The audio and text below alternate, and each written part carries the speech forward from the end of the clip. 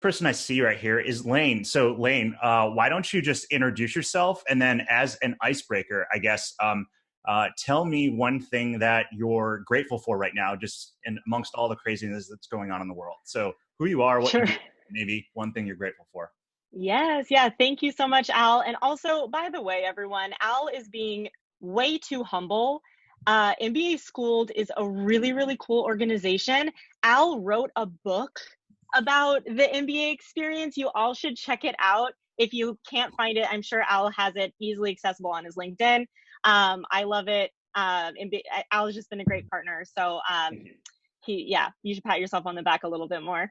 But hi, my name is Lane. I am the MBA recruiter for Salesforce. I have been at Salesforce actually 1 year today. It's my 1 year Salesforce anniversary, so feeling pretty good.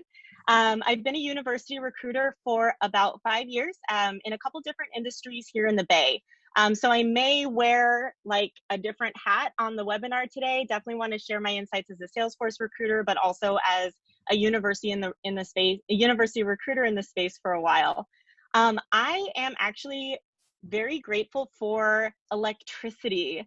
A couple of days ago, my boyfriend and I broke our oven and it blew out and it was terrifying and it killed a couple circuits. And so the last few days we haven't had power in our kitchen, bedroom, or bathroom, but the Wi-Fi was still working. So that was good. But we just got it fixed today and the lights are on and I'm feeling so great. So happy for, PG&E and modern electricity. That's fantastic, and I'm sure PG&E will appreciate that they have a fan in someone. And don't forget, Lane, you are also an incoming MBA student, so congratulations on that. Thank you. Thank you. Super excited to start at UC Davis Bay Area program in September. Great. Logan, how about you? All right. Thanks, Al. Hi, everyone. My name is Logan Lacey. I am the MBA recruiter at Uber.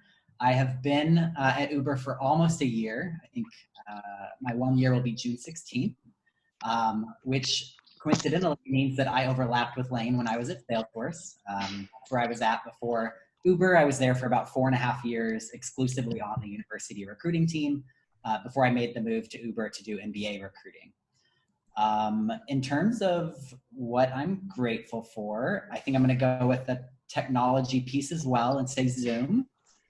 It's been great for staying connected. I have a niece who's 1 year old, so I love hopping on Zoom and watching her do crazy things and staying connected with friends and family while we're sheltered in place in San Francisco. So definitely grateful we had the technology to do that. Otherwise, this would be a lot harder.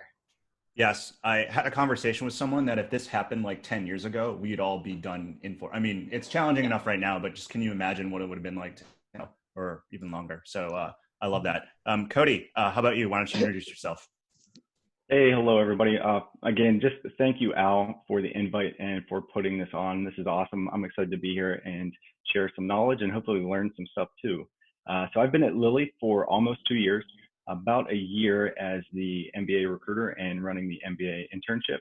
I recognize some of the names on the participant list. So hello, I hope you're doing well out there. I think for me, I'll stay in the technology vein for being thankful for things. I'm extremely thankful for Animal Crossing right now because it's taken up a lot of my time. No, I'm totally joking. I'm happy. I'm grateful that I have this time to spend with my family. On a serious note, I think it's nice to have the ability to kind of reconnect and reset a little bit. So that's a little bit about me. Great. And I already introduced myself, but in terms of what I'm grateful for, I will say that I'm grateful for content. I am watching The Last Dance every Sunday, and I can't wait for the final one this Sunday. And last night, I finally got around to watching the Michelle Obama documentary on Netflix. I will readily admit, like, it was incredibly inspiring, but thankful to the content gods who are blessing us. And I saw that Disney is launching like a Hamilton kind of thing this summer. So even more fun stuff in the works. So those are some things that I am grateful for personally. All right, so let's jump in. And before I do, we're gonna go through some questions that I have teed up. And then I also will be able to kind of dig into the survey that I sent out to take some of the questions that you have. But at any given point, feel free to use the chat to throw out your questions, your comments, your ideas. We would love to kind of see it. So I guess just to start, and I'm going to start first with Logan because I see him first on the screen. What are some of the general trends that you're seeing in your industry, or as well as for your company with respect to hiring? And then as a follow-up to that, how fast are things like changing or evolving? Yeah, so that's a great question. I think that's probably the reason everyone's on this call right now. And speaking from a personal view, not necessarily the Uber lens, things changed really quickly. So my company included, a lot of companies paused hiring, stopped hiring completely, or at this point, some have even rescinded offers for interns and for new grads, even for industry hires as well. So the effect was really quick. I think companies took a step back and realized that this was going to have a longer lasting impact than they thought before, as evidenced by the fact that now schools are starting to talk about having virtual fall semesters. So things have changed very quickly. My hope is that it's that V-shaped curve that they're talking about. And so that, once things do get up and running, whether it's a vaccine, whether it's shelter in place is lifted everywhere, whatever the reason is, I hope that the recovery goes up as quickly as the decline has been. That's my hope, but it's definitely changed a lot of things. And I know we'll touch on that later in terms of what that means for the virtual job search and virtual onboarding and everything related to that. No, I think that's a great point. And Cody, I know you're in a different industry, but would love for you to tackle the same question in terms of, what are the general trends you're seeing? And then specifically with respect to your company, and then also like how fast are things evolving or changing? Yeah, it's interesting because we have had a response, but obviously not as much as some companies. We've been lucky to really continue a hiring at the same capacity that we have been previously, especially with internships. I'm very grateful and lucky that we're still able to have those internships. I know a lot of folks aren't in that same position. I think what's been impacted the most for us is how do we execute that hiring and then those internships. But we're a very relationship-based company, so that interaction is just so incredibly important. And we're in Indianapolis, right? So that's not somewhere on the Bay. So how do we, provide that experience to someone that might not have it? So really, finding that organic connection in a virtual environment and avoiding the Zoom fatigue, right? Which is something I just learned about recently. So that's kind of top of mind for me. And in the same vein with Logan, things are changing so quickly. They evolve almost daily. You see new things where people are going completely remote or starts are being pushed back. So it's really, as much as you don't want to be reactive, that's kind of, even from our end, at the recruiter end, I know for students and candidates, you feel like you're trying to catch up, but it's the same for us. So yeah, for sure. No, I think that's a really good point. So for you, Lane, I have a question. So just given just the uncertainty that we're in right now and given the state of the world, I'm just curious to you, what's maybe changed about the recruiting and hiring process? And then the second part of that is what has stayed the same? So from the lens of university recruiting, most, if not all of the university recruiters I know are planning fall with virtual strategy in mind. Even if nothing's confirmed yet, almost all of us are planning an in-person fall recruiting strategy and a virtual fall recruiting strategy. And, we'll see which one shakes out. So that's a huge thing that's going to be changing in the recruiting world. But LinkedIn's not changing. Connecting with people on the phone's not changing.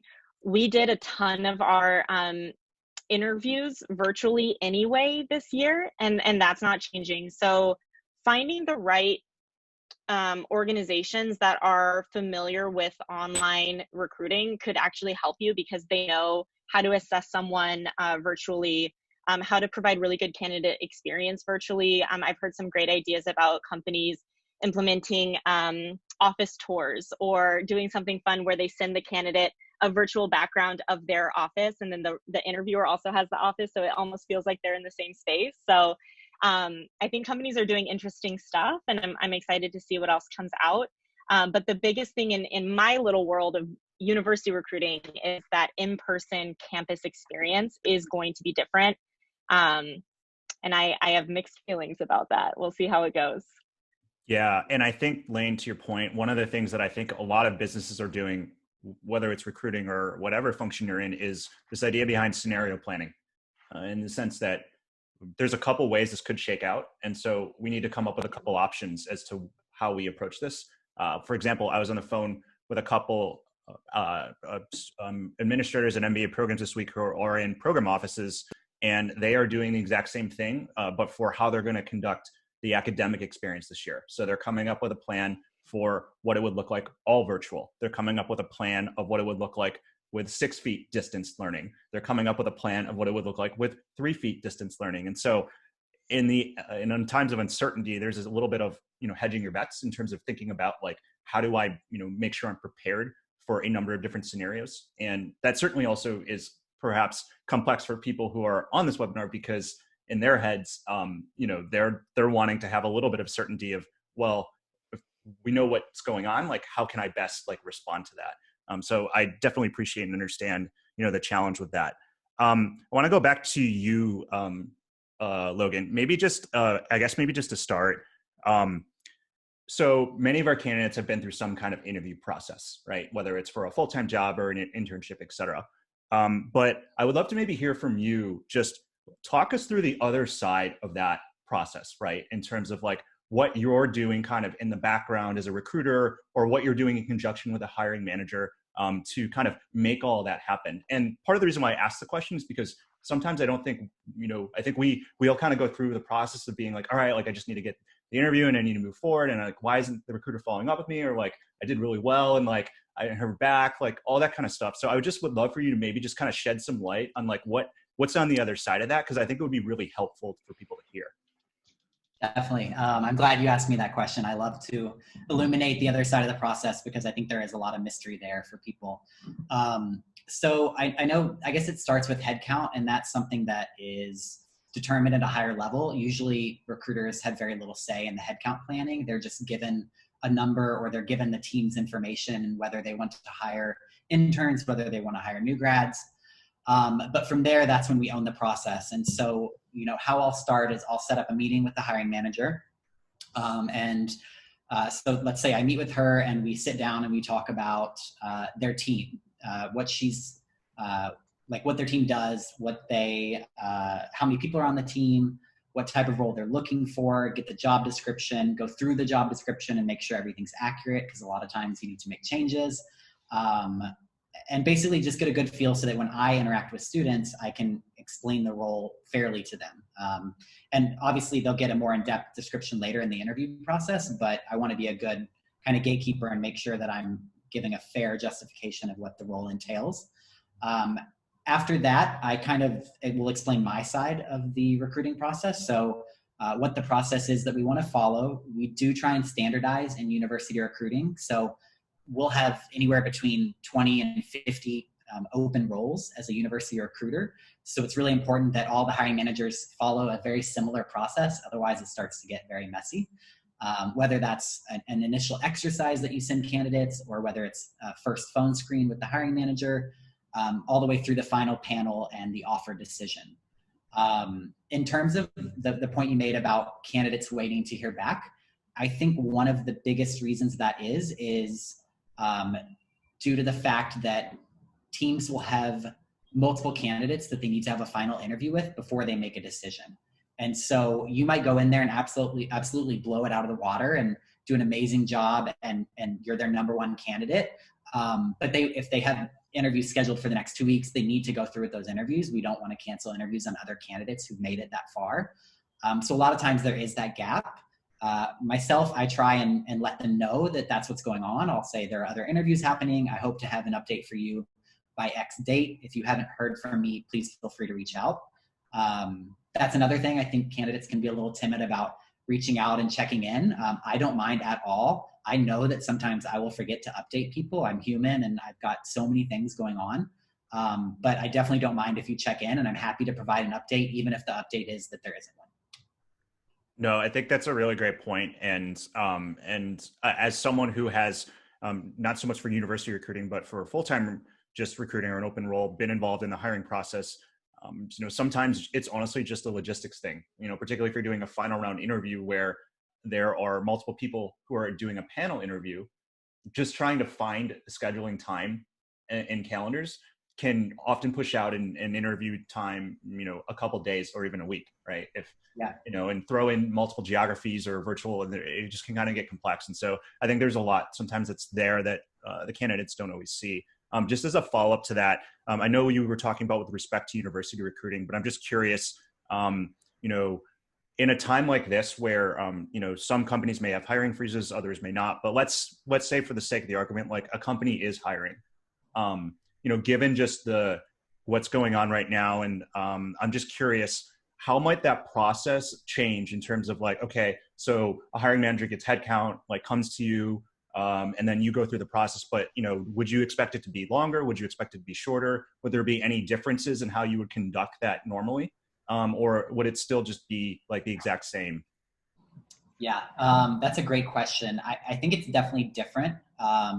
What I've seen is that it would be a longer experience. So there's, smaller businesses and businesses that are impacted by COVID are trying to figure out their headcount. They're trying to figure out planning for the year ahead. They're trying to assess the damage financially that's happening. And so that could mean a lot of like pauses or holding on roles when they're already actively interviewing. And so that definitely slows things down. But on the candidate side, I would encourage candidates to actually move faster because there is more competition, there are less roles, and that means that it's all the more important that if you see a position you like, you apply as soon as possible, you try and find a referrer, you do your research on the role, whatever it is. I think it's important you move quickly just to get into that pipeline, but the actual time it takes to find out about interviews and to maybe get an offer will probably take longer on the business side. No, thank you. I think that's a great insight. I actually have an go for it. addition to that. Go Yeah. for it, Lane. It might actually go faster because I've seen teams get headcount and want to fill it right away before that headcount may go away. So I totally second Logan. Timing is of the essence right now in particular. Now is not the time to be like, oh, the recruiter just emailed me, I'm going to wait a few hours, I don't want to seem too eager. Now is not the time to do that. If you can get me your availability immediately, we can get that scheduled right away. So if you can respond quickly, now is certainly the time to do it. Yeah, no, I think that's a great point. And anecdotally, I know of a team, of a colleague of mine, their team, they got headcount and they had a week to fill it. And so in that case, it was like very much an expedited process. That said, on the flip side of that, I have another colleague, their team got headcount, and then there was some rumbles of being a hiring freeze, and it kind of sat in limbo. So they kept the posting open because they wanted to make sure they had candidates, but it still hasn't been filled yet. I think the key takeaway is that I think you should always operate under the notion that timing is of the essence, even if there could be multiple factors that are going on in the background. And I recognize sometimes that can be challenging because you may not know those, but I think that to the degree, to Lane's point, if a recruiter does reach out, to the degree that you can maintain close contact with them, I think the more they can probably communicate with you as to what exactly is going on. So Cody, I want to go over to you for a second. One of the things that I would love to maybe hear from you, just particularly as an MBA recruiter, you work with a lot of MBA candidates. What are some things you wish MBA students knew about the hiring process? How long it can take? I think it depends on where that hiring is taking place, right? So we do a lot of diversity conference recruiting, and then we do a lot of on-campus recruiting. So, I think there's different expectations for both of those. Obviously, diversity conference, if we're at a conference, there's kind of an expectation where you're going to interview, essentially walk out with an offer or no in the near term. Whereas if it's on campus, there's a build up through that process. And, depending on the position, there could be a number of different interviews that you go through. There could be a final panel, whatever that might be. So I think just having the expectations, and especially now more than ever, because I like Logan and Lane, I think it could go either way with how long the process could really take right now. It's one of those just unknowns, right? So I think just giving yourself some grace and then the other side some grace, knowing that everything is kind of uncharted territory right now. Yeah, for sure. Logan, this one goes back to you. again, as a university recruiter and someone who works with, MBA students, MBA candidates, what are some of the more common mistakes you see that candidates make in the process? And I asked that question because I would love to make sure that everyone on this webinar can avoid these in the future. Yeah, definitely. I'm going to start with one that I think Cody and Lane will appreciate. That seems like a very obvious one, but it's not. If you are returning to school after the summer, you would apply for an internship. If you are graduating, you would apply for full-time. I'd say about 25% of applicants I get in either of those roles have accidentally applied to the other one. So it's easy on my end to just click reject when the graduation date is wrong, but I think that's an easy fix. So that's one mistake that I think is pretty common. The other mistakes, when I thought about this question, resumes is something that comes to mind, but I actually see pretty solid resumes, especially from MBA students. So I don't have too many issues there. The one thing I would say is if you are applying for a role that lists specific technologies or skills and you have those skills, make sure that's visible on your resume. We're not mind readers. We can't assume that maybe you use SQL in your last role if you don't post that you used it. So that's one thing with resumes, but otherwise I would shift to the interview process. So this is where we see, obviously we get feedback. Hopefully we get feedback from the hiring teams after the interviews and we hear about where maybe the candidate missed or where they did well. And one common thread I see is that they didn't really read through the job description as well as they should have. And so didn't really have an understanding of the role. Obviously that can be tough if you're not an internal employee. You might not know exactly what that team does, but there's a lot of information out there. And if you do a decent Google search, you should be able to get a good understanding.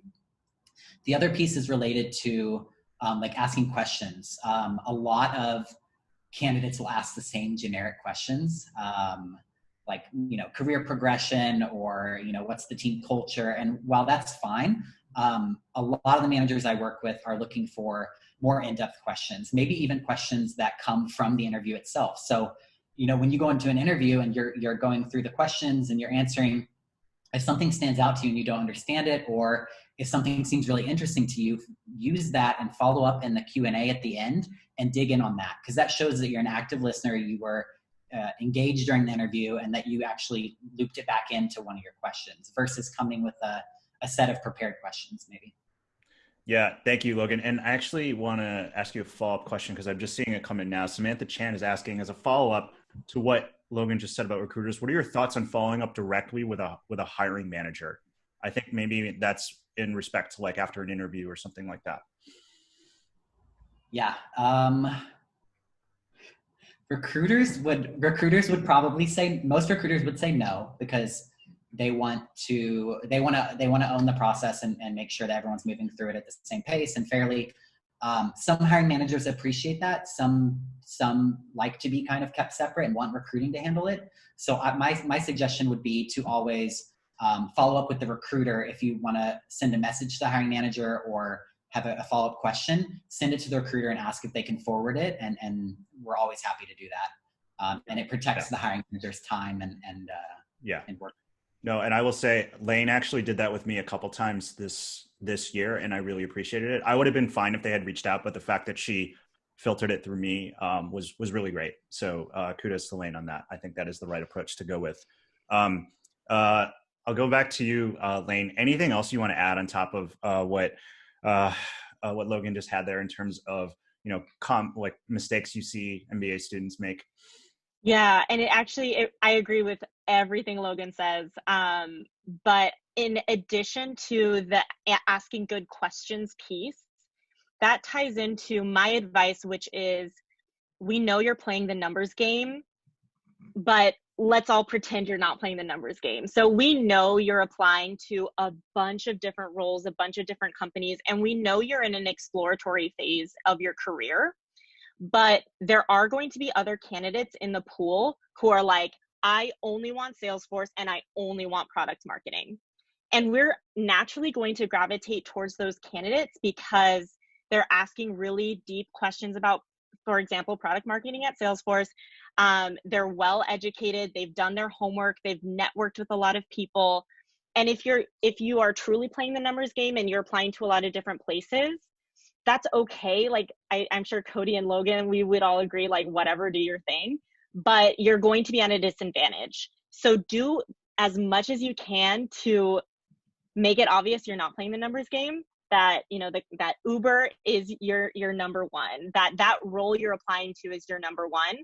Because there are really clear indicators when you don't quite know what you're interviewing for or the company. An indicator would be those really standardized questions about career development, or questions where it's obvious, there's information out there that you could have accessed. There's some clear things that we see to show, like, okay, I'm just, we visited campus, so you put your resume in. Yeah, I think that's great. I think that's similarly true for informational interviews.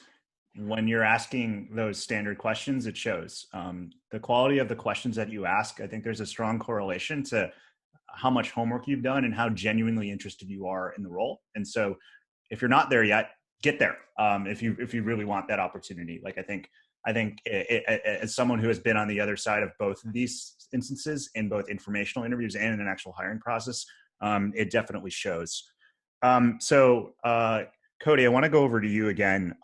So according to according to research that's out there, I think this is from Glassdoor, but for every posting, on average, there's about 250 applicants for every posting that goes up online.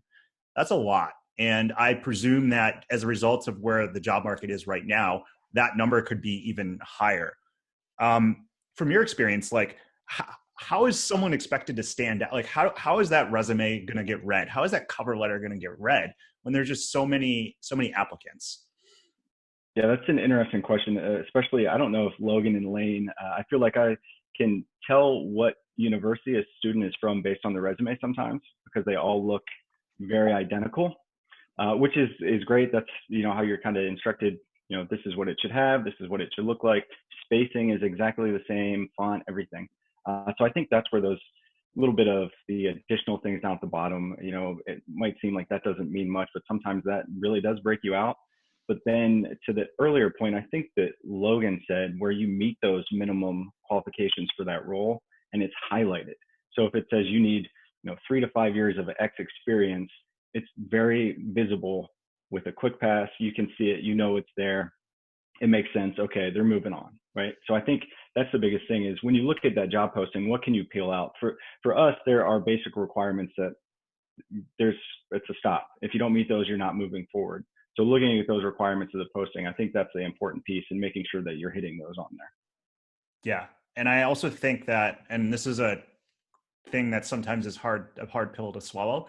If you are applying to multiple types of jobs, right? Or like multiple roles or multiple functions, that probably means that you have to customize your resume a little bit, which means that it's going to be more work for you. And that is a difficult reality, I think, sometimes for people to accept, because it takes a little bit more effort. But there's probably a world where you can get an 80% resume, or 70 to 75% resume. And then for the last 30 to 25%, figure out a way to customize to that specific role. But I think, like, fundamentally, like, at the end of the day, like, you need to prove that you have the skills and experiences of what the job description says. And the best way to do that is to make sure that it's clear in your resume. And to Cody's point, have some cool, fun facts in your About Me section at the bottom. Those are always great for interviews. So I really like that one. So as a kind of, I guess, maybe follow up to this, and maybe I'll go with Logan on this one. What about cover letters? Particularly when they're submitted, like, do you get a chance to read them? Like, if you do, like, how much do you read them? Yeah, that's a great question. I'll just be transparent and say that I personally do not, I don't read most cover letters, especially if they're an applicant. If I am introduced to them, or they send it to me via email, I might take a look at it. But I do know some hiring managers actually like cover letters. So I don't think it's a bad thing to include one, but I think in a lot of cases it might not get read. So I would say spend more time on the resume than on the cover letter, definitely. And in terms of, going back to the question you asked Cody around numbers of applicants, 200 is the average. I would say if I have a role posted, whether it was at Salesforce or at Uber, for a few weeks, that I would get closer to 400 or 500. And so it is, it definitely is a numbers game, and you have to find ways to really illustrate why you're the best candidate, or what activities you've done outside of school, or what volunteering you do.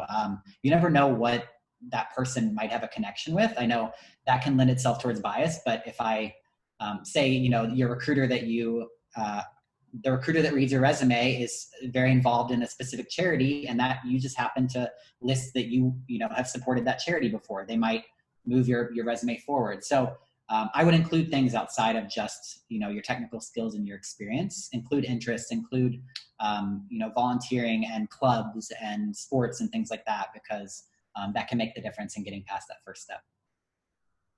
No, I think that's great advice. I mean, I think fundamentally you have to, in any given process, you have to be who you are. And so, and certainly too, in a pile of that many resumes, skills alone won't be enough to differentiate. I think there will be a lot of people who have a lot of the skills. And so once you've kind of cleared that, it is thinking about those other things on your resume that you can put on there that can make you unique and that might catch the eye of someone.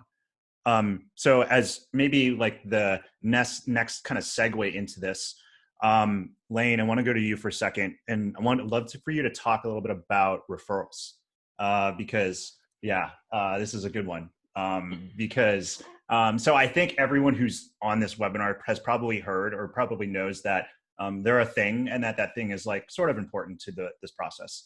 I'm curious to know from you, as a recruiter, what is when you get a candidate who comes in who has a referral, like what does that actually mean to you, or how do you actually interpret that, and how might that impact their application versus a candidate who doesn't have one? Yeah. And first I want to start by saying everywhere I've worked handled referrals differently. Yeah. So it may vary by company.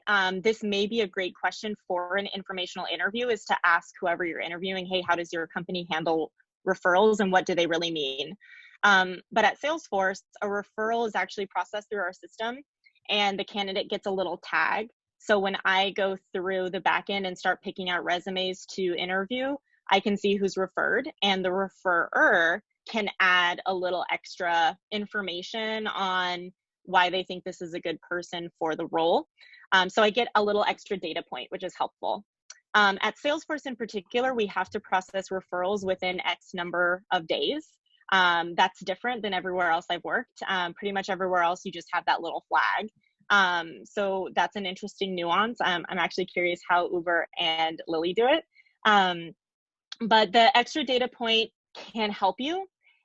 It can also hurt you. So if you are getting a referral, make sure you understand the blurb that the person is putting.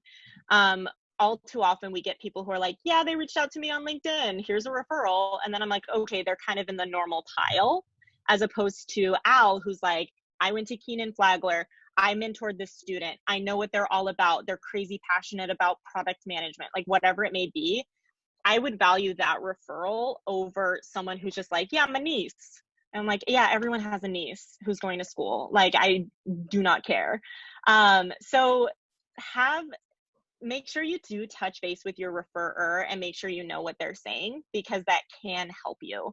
But at the end of the day, the referral is a step through the door. It's not going to get you into the building completely. You still have to do that on your own. And a referral is one way to do it. There are many different ways. There's many different openings into a company. If you don't have a referral, don't let that hold you back. There's other ways in. Referrals can be one way, but you still totally have to hold your own in the interview. You have to have a resume that matches. I often get emails from referrers asking me why I pass on the candidate. I'm like, well, I don't pass on them just because they're a referral. They don't have, SQL or whatever skill set's still a requirement on the job. Yeah. Cody, you want to add anything else to that? I'd say it's almost exactly the same here. Each system is different. We don't have that field for the referrer to put any information in. It just comes in that they have been referred. So that's really about as much as we see on our end. Yep. And as someone who probably passes lane referrals all the time, what I would say is that the better I know who a student is, the better chance I have at writing a referral that can actually provide good context. And oftentimes I get emails or I get informational interview requests, which I'm happy to do. And they'll ask for a referral, which is perfectly fine from my end for you to ask for. But if you're applying to the job the next day, my ability to write something that is going to catch Lane's eye and like really convince her that like I think this is a great candidate, it's a little bit more limited than if it's someone who I met in the fall, who has kept in touch with me a few times, who I like know a little bit about what they're looking to do as well as what skills that they have. And that just adds a lot of color. And very tactically, before I go on to the next question, a very specific example of that is a couple years ago, there was a student from UNC Kenan-Flagler who reached out to me because she was interning somewhere else, but it was the same role as me. And so we had a conversation, and throughout her second year, she kept in touch with me a few times, just let me know what she was up to. And she moved out to San Francisco and didn't have a job. And so when she moved out, she was like, hey, I'm here, I'm looking for a job. And about 2 weeks after that, someone on my team left, and we needed to fill a backfill. And we needed someone with really strong writing skills. And this person used to be an English teacher. So I said to my boss, hey, I think I might have the perfect person. What do you think? And she was like, absolutely. 2 weeks later, she was hired. And I tell that story because, she didn't know back a year and a half prior that she was going to need me to make that referral and that intro. I certainly didn't know in that moment that someone on my team is going to leave with that specific skill set to match. But because she set that up in advance and because she kept in touch, it was really easy for me to be like, here's her skills, here's what she's looking for. I think she would be a great fit, and she's on my team. So just as you think about how you're going about trying to build relationships through informational interviewing and how that sometimes can lead to a referral, keep that in the back of your mind. Okay, I want to do one more question and then we can move on. My last question, and I'm going to go with Lane again on this one. How do you stand out when you don't have the title of that specific role on your resume? And this question particularly, I think, is top of mind because many MBA students are career switchers. And the whole point of going to business school is that they're not trying to do what they were doing in the past. They're trying to move to something else, but they don't necessarily have that specific title just yet. So any tips or advice for how to navigate that? Yeah. So the beauty of what I love about being an MBA recruiter, I think it's the best job at any company. Don't take my job. Is that we are given permission to look at resumes from a unique perspective. We are well aware you all are career switchers. And so we get to be like, ooh, a teacher, they'd be a great marketer or whatever it might be. There are going to be some teams that don't have that mindset yet. And I promise you I'm working on them. But for the most part, we know an MBA program, be it intern or new college grad program, is a great way to get people with unique backgrounds in the door.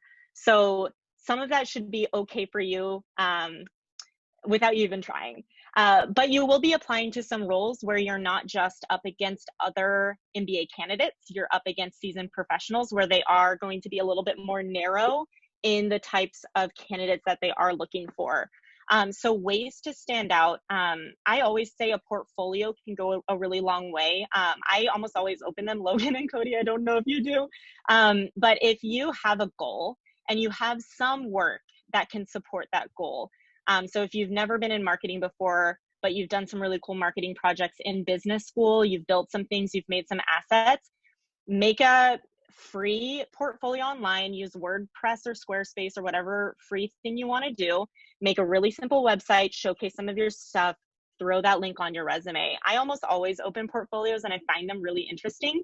And it's a good way to add a little bit of color beyond a resume of what you're about and who you are. Another good thing to do is if you're not graduating, if you still have some time in business school, join those clubs. All the finance club, marketing club, product management club, those can also show intent on the types of roles you want to move into. And pro tip, it'll likely show up if we're doing a keyword search on your resume. And then I'm sure your career center folks have told you this plenty of times, but transferable skills. It's a hard nut to crack. And I hope you're not beating yourself over the head and be like, I really don't know what you mean by transferable skills. But try as hard as you can to understand exactly what core skills and core competencies are necessary for the job you're shooting for. And then write out all the skills that you have and everything you've accomplished at your past jobs, and try to make as many matches as you can and explain that on your resume. Yeah. No, Hopefully that helps. no, Lane just dropped a couple knowledge bombs right there. So number one, if you're a marketer, if you're looking for marketing roles, do what Lane did, because as someone who is a marketer, I would recommend all those same things. But regardless of what role you are, whatever Lane said for marketing, whatever your function is, figure out what that is and do that. And the second thing is that absolutely figure out how you can match up against the skills and competencies. And if you don't know, well, then ask in your informational interviews. Find out if you're talking to a product manager, find out what her deliverables are. What are the outputs she has, right? One of them is a product roadmap. Figure out how you can build that. What are her other deliverables that she has, and figure out how you can build those in your own portfolio. That will help in terms of helping you build something that you can share throughout the process. So I love that. And Lane, as a quick follow-up, just before we go to the next. Yep, go ahead. Oh, I thought of one other thing that I've actually given this advice to undergrads, but it's applicable here too. Don't wait for permission to have that title. If you want to be an expert in product management, make a blog about product management, make a podcast about product management, whatever it is to build your brand in that space. Become it, even if no one gave you permission to be that thing. Give yourself permission, become a product manager on your own little side hustle, whatever it might be, and make that role for yourself. Now is a perfect time to do it. Al is a great example. He has his own podcast. I swear he's coming for my job. And I'm scared because he's built this expertise in this space without anyone giving him permission to do that. So I think that's a really good example, but sorry, I just thought of that. No worries, not coming for your job. You could do it a hell of a lot better than I ever could. A real quick follow-up there, and then I'll move on to the next section because I did see the question. Chastity had a question about Lane. You mentioned there were a couple other ways in which, outside of a referral, that you could find your way in. Could you maybe talk about one or two of those ways? Yeah, definitely. So, referring is a really good way. Applying and then following up with folks that you meet on LinkedIn. You don't necessarily have to get a referral from those people you network with on LinkedIn, but if you reach out to enough people, you might randomly hit the hiring manager. And I've seen that plenty of times where I go through, I post the job, I'm doing my best as a recruiter to source, and then my hiring manager is like, OMG, this person randomly reached out to me on LinkedIn, I want to consider them. That definitely happens. Another way in is maybe I know this isn't why you went to business school, but maybe you want to think about getting a job that's adjacent to the dream job, that it's a little easier for you to land, and then think 1 or 2 years ahead. So maybe instead of going straight for a product marketing manager, maybe you go content marketing first and then build your way there, because it's going to be a little bit more restricted with the opportunities right now. So those are a couple of different ways to get in. Yeah, great. So I want to move quickly on to the next section. So I sent out a survey just to kind of get a gauge of what's going on right now. And I wanted to share some of the answers to that survey just with the audience. So one of the questions that I asked was around, what's top of mind for you right now? And I think the actual question was, what's your biggest challenge? And so I distilled it down to 6 different, themes. One is around the uncertainty that exists in the job market. Should I even apply for roles just given all the change? The second was just this idea of feeling lost in the job search. It can be taxing and fatiguing, particularly just given everything going on. The third was around the specific industry or company that I'm interested in working on is faced with disruptions and challenges. And this was felt a lot, I think, from folks in those industries that have been hard hit. I saw a lot of folks from the entertainment in particular kind of voice this one. The next was around getting my resume noticed in the black hole of job applications. And then fifth was around networking, building relationships during these times and how to do it effectively. And then the last was, and this was, I think, for first years who are interning, I'm fine right now, but I don't know what my longer term is going to look like. Like, what is full-time recruiting going to look like next year or in 2021? So I guess before we go further and go through some more questions, if you could do me a solid right now, in the chat, just put which one is kind of most resonates with you, A, B, C, D, E, or F. And so if you just want to put your put which one resonates the most, and then feel free to add any comments or things that really stand out to you.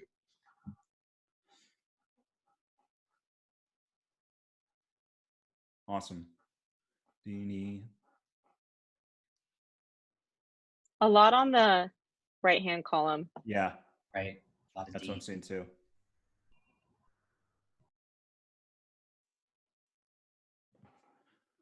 Oh, sorry to hear that, John.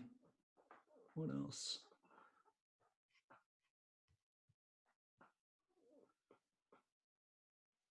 All right. Okay. Actually, I'm seeing a lot of everything. Yeah, it's all over the place.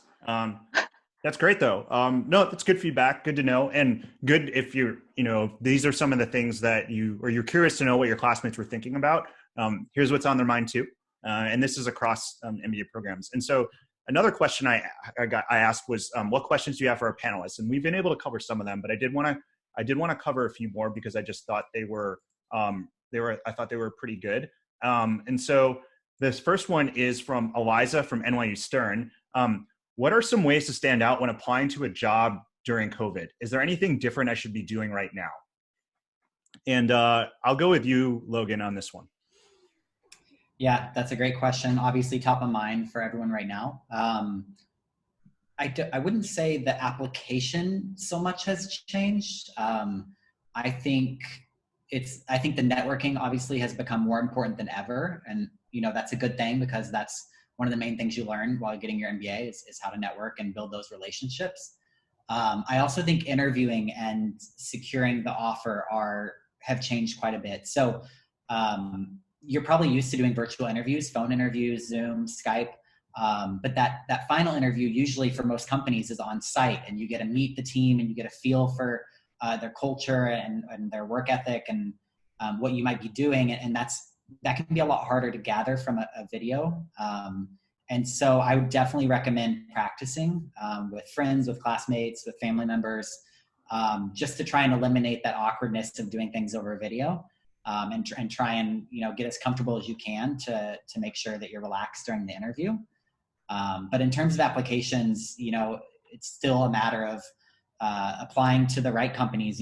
Right now, luckily, most of the companies that have roles posted, those are actual roles, because every company that doesn't have a role post or doesn't have an open role, they've pulled their job posting. So you're not going to find as many positions that recruiters are just sourcing candidates for future positions. So that's a good thing. That means that if you're applying, it's most likely open right now. And just being creative, reaching out to people on LinkedIn. Your message matters more now than ever.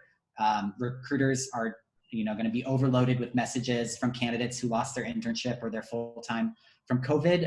How do you make yours stand out? Do you have a connection to that recruiter? Do you know someone that they know? Do you have an interesting insight about the company? How can you tailor your message and make it creative to really capture their attention and maybe get that first step in the door? Yeah, no, I think that's great. So I'm going to give the next question to Cody. And this question comes from, where is it coming from? It's coming from Katie Coleman at Ross. How do you anticipate the full-time recruiting landscape to change, as a result of COVID? So it's interesting. The majority of sourcing that we do for full-time is through our internship pipeline. So that's probably by and large going to stay the same for us. I think really it's still kind of far out to know what the impact is going to be completely on those headcounts. But I think certainly, obviously, things are going to be virtual. It's going to be more competitive. So the things that Logan just said about how do you make yourself show up more, I think that's critically important. Using LinkedIn to your advantage, right? So going in, and if you're at Ross, searching for somebody that went to Ross that's at Lilly, and how do you know them? How far are they separated? Can you get closer to that person as a connection and then build that connection ahead of time? I mean, it's almost going to be a job in of itself right now as you're moving forward, looking for that full time. Unfortunately, I think that's the question that everyone, if you find the answer, then, you know, we're all out of a job. So. Yeah. No, that's great. And then the next question, I'm going to go to you, Logan. And this is from Stella at Georgetown. Hey, Stella, good to see you. Have you seen an influx in job postings after the layoffs in tech, or has it been relatively stagnant? So that's a great question.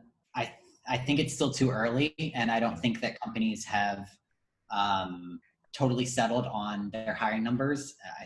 I think companies are being very conservative right now, rightfully so, because the worst thing you can do is make an offer and then have to, you know, have a series of layoffs a few months later. So companies are doing the internal exercise of evaluating how hard they're going to be hit and whether they can sustain through X amount of time. And then once they figure that out, if they're optimistic, I think they'll start hiring again. Mm-hmm. But I don't think we're at that point yet. And to an earlier question, I'd be remiss if I didn't mention that I think this time is actually, you know, while there are a lot of negative things associated with it, there's always opportunity when there's something bad. And for those of you that have internships this summer, the opportunity is to really set yourself apart. I think this summer more than ever, it's going to be very obvious whether interns are a good fit for that team or not, based on how engaging they are, whether they have their camera on during all their meetings, whether they're reaching out to try and engage with employees, because it's virtual. So you have to take that extra step. And some people won't be willing to do that. And the people that do, I think, will definitely set themselves apart. And for those of you that don't have internships, I would say this is a time to still work on building those skills. If you wanted to get an internship in product marketing this summer, but none of the companies are hiring anymore, what are some of those skills that you were hoping to gain? And can you take online courses? Can you get mentored by someone that you meet through LinkedIn about those skills? There's so much free content online right now. I think you can really spend the summer strengthening those skills and not just watching Netflix all day. So I encourage everyone to take advantage of that. Yeah, absolutely. And just so we're coming up on the top of the hour. If people have to drop, please do. But I'm able to keep going. Our esteemed panelists, if you need to drop, that's cool too. But if you have a few extra minutes to stay, we'll keep trucking along. Fantastic. This is a great question. I'm going to give you all a chance to answer this. Do you read the LinkedIn messages or emails that you get from candidates? Do they matter to you? Lane, I'm going to start with you. Shoot, I shouldn't have made that face. Sometimes. It genuinely depends. I want to. I promise you all I want to. I even tried to put together like one Quip doc that has my canned responses to every situation and just send a link to that doc and people can find their own answers. The volume's really, really high, you guys. And I just hope our candidates can put themselves in the shoes of a recruiter and say, how many times every single day we get an email that says, hello, I'm really excited to work at Salesforce. Love Mark Benioff. Do you have time for a 10-minute call? Kind of no, I hope no one on this call has done that, but kind of no, not for you, because you're not giving me any information. You haven't told me what types of roles you're interested in. You haven't told me anything about your background. You didn't even seem to read my profile to see that I'm a MBA recruiter. I'm not a software engineer recruiter. So a lot of that kind of gets gunked up in my LinkedIn inbox. I do look at it every day though. And if someone stands out, I'll respond. A couple ways you can stand out is reference something specific that I posted, or, do something that's related to Salesforce. Did you build something interesting on the platform that you want to show me that's related to the job you just applied to? That's cool. When I worked at Tesla, I wrote some pithy thing about wanting candidates that like to build things. And so this student took a video in his dorm of all of the cool stuff he built and posted it and tagged me on LinkedIn. You bet he got a phone call. That type of stuff can really set you apart. Just take a couple extra steps to think outside of the box on what makes you really unique. and how can you distill that into one message to a recruiter? Okay, Cody, same question. Do you read your LinkedIn emails or messages? I try to, yes. I would say if it's after a conference or a campus visit, there's such an influx that it's so hard. I try to get back to those ones because there's so many, but it's difficult. I can't stress what Lane said enough. If you can, that initial message or email, if you can distill everything that you want accomplished into that, to limit the times we have to go back and forth to get, okay, this person, yes, totally interested, right? So as much as you can in that first, initial outreach, then yes, it's probably going to get read. But if it's one of those ones where I have multiple times, I'll have folks that are interested in sales roles reach out to me. I have nothing to do with the sales recruiting opportunity. So I'm not going to look at that. I might share it with a colleague, but that's just sitting in the inbox. So I think that's really good advice coming from her, to be very clear about what you want and what you can offer, and then get it done. Okay, Logan, same question for you. Yeah, I mean, I can't agree more with Cody and Lane. And I feel like an idiot, Lane, because I need to create a doc and send people to that doc now. I've been like typing responses to actual people. But actually, it's kind of worked. It needs some help. I love the idea. I've actually gone through my LinkedIn, and I'm up to date on responding to messages that were either targeted to me, that were relevant, or that caught my eye. About 75% of the messages I get, though, are either for software engineering or data science, or areas that if you took a quick look at my LinkedIn, you'd realize I don't recruit for those teams. And so, for me to have a conversation with you would not be beneficial for either of us. Yeah. So, definitely know your audience, tailor it to them. And if hopefully the recruiters will be responsive, but you have to put a little effort in. So. Yeah. And Logan, maybe as a follow-up to that, one of the questions I get sometimes from students is, we'll have a conversation, and one of the questions they'll ask me is, I see this role. Can you please put me in touch with a recruiter?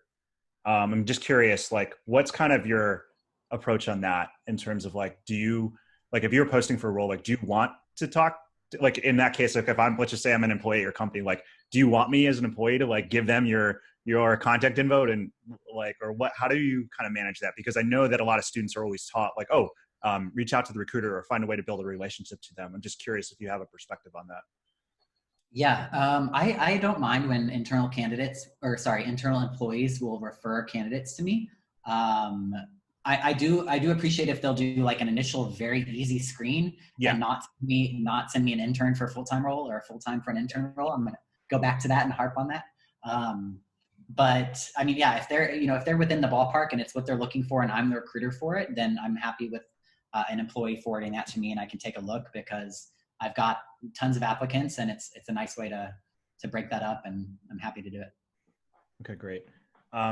One last question before I move on. And I think I'm going to take this one because I've been talking about this lately. And this comes from Sarah at UT McCombs, who Lane, I believe, is joining us this summer. So congrats. Sarah, hi! What advice do you have for MBA students interning over the summer to increase their chances of getting a full-time conversion offer? I think that's a great question. So I'd say a couple things. Number one is just deliver, right? In terms of like, whatever you get asked to do, like, do it and do it well. And so whatever that is, like, make the first step to that is understanding what you're being asked to do, and to make sure you deliver on that.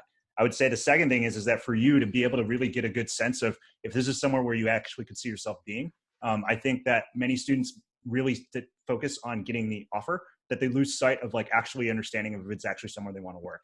And so make sure to take the time, as I think a couple of our panelists said, to like actually really get to know and network and talk to people and do coffee chats and be visible on your video camera when you're in meetings and things like that, so you can get a sense of what it's like to work there. I think the third thing is that you should probably set some goals for yourself outside of getting the offer.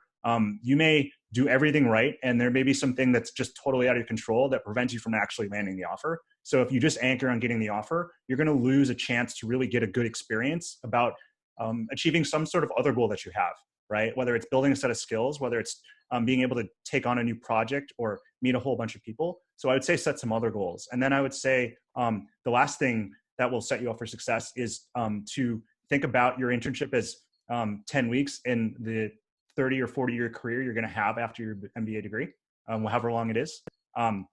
Whether or not you end up there right away or maybe a couple years after, who knows? But I think that I think sometimes we all put just a little bit of pressure, too much pressure on ourselves to like be able to land that full-time offer. And I think that just because of the way that things are playing out right now, like what you do second year of business school, even if you do get a full-time offer, you're going to be able to have a lot of opportunities to continue to build skills and experiences that will either prepare you for the full-time role that you do take at that company or for whatever comes next for you. And so it's my long-winded way of saying, like, find ways to build relationships to get a sense of like if you actually want to work there full-time, and get some goals outside of just getting the offer. So Sarah, that's kind of my answer. Okay. I know we're coming up in time, so I did want to go through a couple just quick things. Just some quick tips for job searching right now. So these are mine based off of what I've been seeing right now. And I think they're probably valid at any given time, but I wanted to give 3 really quick ones. So number 1, connect the dots so recruiters and hiring managers don't have to. And this is what they all said earlier, just in terms of make sure you have the skills and experiences on your resume that make you a good candidate for the job, and be able to connect those dots so that it doesn't take a lot of sleuthing for the recruiting or hiring manager to do on their own. The second is around networking in the short term to build a relationship for the long term. And this is the example I talked about before, in which I think that it's fine to network right now if you're going to apply to a job like next week, but I think the best relationships that you can build are ones that are built over a longer period of time and have multiple kind of engagements or opportunities to kind of build that relationship, not necessarily the short-term transactional ones. And so even if you don't think you need it, or even if you're not recruiting for a while, like I think it always makes sense to really go out there and really be building relationships and finding ways to nurture them. And then the last thing is start building skills and experiences through projects and skill building. And this is what Lane was talking about in terms of figuring out, like, building out that portfolio. So my advice, kind of what I said earlier, find those common deliverables for the role that you want, and then start finding ways to go and build or create them. Really tactical example of that, my second year at UNC, I knew I wanted to become a better storyteller. After my summer as a product marketing intern, I realized it was something I needed to be better at. So I did 3 things. Number 1, I started MBA school. Number 2, I started a program at UNC called Tar Heel Talks, which is a storytelling program. And number 3, I did an independent study where I built a video that was used in UNC's marketing efforts to talking about the core values of UNC and what it means to be a UNC student. Those are 3 tactical things that I did to go to build that skill. But I would think about that as you think about the skills that you want to build, right, for the role that you want. What are those tactical examples or things you can go out and get right now, or in your second year, or even if you're just job hunting right now, to help you get kinds of some things that you can talk about in interviews or that might pop on your resume, because I think those can really add a lot of value. I want to give an example. This is a friend of mine who couldn't be here today, John Huang. If anyone of you who's from Ross, if you haven't met John, you should definitely meet him. John has a really fantastic story. So he graduated business school about 5 years ago. And unfortunately, John was laid off at the beginning of April. And John actually just found a job last week. So within a month, during a really challenging time, John was able to navigate a pretty challenging job market and land in a new role. And so I wanted to share a little bit of John's story. So John applied to 50 roles. 30 of them were just through a cold application. So what this meant was that he just applied online right through their website or through like LinkedIn or something else. Of those 30, he got 3 interviews and he actually landed an offer that way. The second approach he did was he messaged a recruiter before applying. 10 of the time, out of the 10, 5 responded, and 3 of them actually led to second round interviews. And then the last thing, which is interesting, is that he got a referral for 10 of those roles. Out of those, he got no interviews. Now, when I talked to John about this, he openly admitted that for those roles where he got referrals, they were a little bit of a stretch. But his kind of takeaway is that, John has some pretty varied experiences. He's done consulting, he's done marketing, he's done product management. So it's a little bit of a generalist. And I think that enabled him to kind of get through the door. But his kind of key takeaway was, I was most successful with the roles where I had direct applicable experience. And I think that speaks to what everyone has said so far, just about making sure you're qualified for the roles that you're applying to. But the other takeaways I have, and certainly if any of you want to jump in on this, number 1, you can still apply online cold without a referral and still get noticed. He's living proof. Number 2, just because you have a referral doesn't mean it's going to lead to a specific outcome that you're trying to drive. But I thought John's story just kind of really was really interesting and compelling, and I just wanted to share it with the rest of you. Lane, Cody, or Logan, any thoughts or anything that you want to add? Sorry, I'm looking up John on LinkedIn to see where he got hired. Yes, I think it's super interesting. I think it goes to show that there's not one right way to do it. Yes. Yeah. It's a lot of different levers you're pulling. If there's a company that like you're perfect alignment with your background, but you don't have a referral, there's still a way in. Or if there's another job where your background doesn't perfectly align, but you do have a referral, maybe that's a way in. There's like different ways to frame it depending on where, when, and how you're applying. I don't know if that is like so broad that it's not helpful, but I think it goes to show that a varied approach can help widen your odds of getting hired. Great. All right. Well, we ran a little bit over, but thanks for staying with us. And thank you to our panelists for joining today and for sharing your insights and your experiences and your honest opinions. I really appreciate it. And thank you for everyone who joined. And I just wanted to wrap up just to give you some more resources if you're interested. Number one, feel free to check out my book, MBA Insider, which is on Amazon. You can buy it today. It's a great guide for navigating business school and helping you make the most of your MBA experience. Number two, feel free to check out my blog, mbaschool.com. The third, check out my podcast called MBA Insider. It's on Apple, Spotify, or wherever you get your podcasts. I just released an episode today about how to make the most of your MBA internship. So you'll definitely want to check that out. And I actually had John on my podcast, the student I just referenced, a couple weeks ago. So he's got a podcast on there. And then last but not least, I have a monthly newsletter on Substack. Check it out, mbaschool.substack.com. Again, thank you everyone for joining. We appreciate it. Hope you're safe. Hope you're healthy. Stay with it and best of luck. And thank you for joining.